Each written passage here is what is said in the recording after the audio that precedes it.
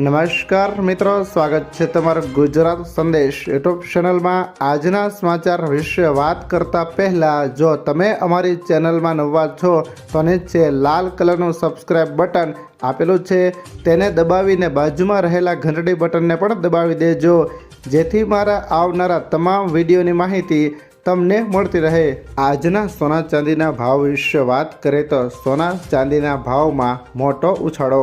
America દ્વારા ભારતીય solar panels પર 125% ડ્યુટી લાદવાના નિર્ણયથી વૈશ્વિક બજારમાં અસ્થિરતા સર્જાતા રોકાણકારો સોના ચાંદી તરફ વળ્યા છે।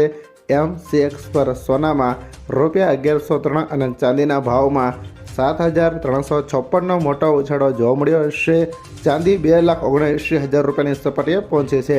શેર બજારમાં સોલર સ્ટોક્સમાં કડાકો બોલાતા રોકાણકારો સુરક્ષિત રોકાણ તરીકે કિંમતી ધાતુઓને પસંદ કરી રહ્યા છે। ત્યાર પછીના સમાચાર વિશે વાત કરીએ તો ગુજરાતમાં કમોસમી વરસાદથી ખેડૂતો ચિંતિત। ગુજરાતના અનેક જિલ્લાઓમાં અચાનક વાતાવરણ પલટતા પડેલા કમોસમી વરસાદે ખેડૂતોની ચિંતા વધારી દીધી છે। અમદાવાદ, ગાંધીનગર, ભરૂચ અને અમરેલીના ગ્રામીણ વિસ્તારોમાં ઝાપટા પડ્યા હતા। લણણી માટે તૈયાર ઊભા ઘઉં, જીરું, ચણા અને તુવેર જેવા શિયાળુ પાકને ભારે નુકસાનની ભીતિ છે। જો વરસાદ ચાલુ રહેશે તો તૈયાર માલ સડી જવાની અને કાળો પડી જવાની શક્યતાથી જગતનો તાત ડરથી ફફડી રહ્યો છે।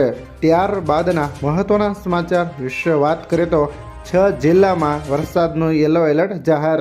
ગુજરાતમાં ફેબ્રુઆરીના અંતમાં કમોસમી વરસાદને કારણે મિશ્ર ઋતુનો અનુભવ થઈ રહ્યો છે। હવામાન વિભાગે આજે સાબરકાંઠા અને પંચમહાલમાં સહિતના 6 જિલ્લાઓમાં યલો એલર્ટ જાહેર કર્યો છે। સુરેન્દ્રનગરના લખતર અને આસપાસના ગામોમાં મોડી રાત્રે વરસાદી ઝાપટા નોંધાયા હતા। આગામી 24 કલાકમાં ઉત્તર પૂર્વ અને દક્ષિણ ગુજરાત તેમજ સૌરાષ્ટ્ર કચ્છના અનેક ભાગોમાં તેજ પવન અને ગાજવીજ સાથે હળવો વરસાદ પડવાની સંભાવના છે। ત્યાર પછીના સમાચાર વિશે વાત કરીએ તો ટ્રમ્પની નવી ચેતવણી, ટેરિફ મુદ્દે વધ્યું ટેન્શન।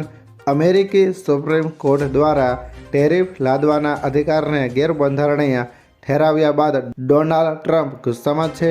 ટ્રમ્પે વિશ્વ પર 15% ગ્લોબલ ટેરિફ ઝીકવાની જાહેરાત કરી ચેતવણી આપી છે કે જો કોઈ દેશ કોર્ટના નિર્ણયનો લાભ ઉઠાવી રમત રમશે તો તેના પર પહેલાં કરતાં પણ વધુ ટેરિફ લાદવામાં આવશે।